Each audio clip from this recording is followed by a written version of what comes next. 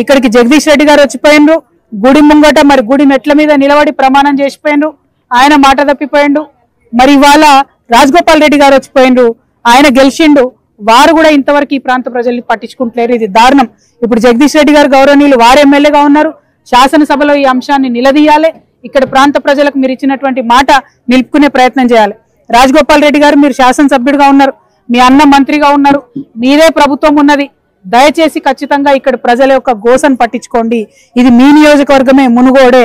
ఈ ప్రాంతానికి మళ్ళీ విజిట్ చేయండి, ఒక్కొక్కరి దుఃఖం చూడండి, ఆడబిడ్డల కన్నీళ్లు చూస్తే కడుపు తరుక్కుపోతా ఉన్నది. దయచేసి ఈ సమస్యను పరిష్కరించాలని ప్రభుత్వాన్ని నేను డిమాండ్ చేస్తా ఉన్నాను.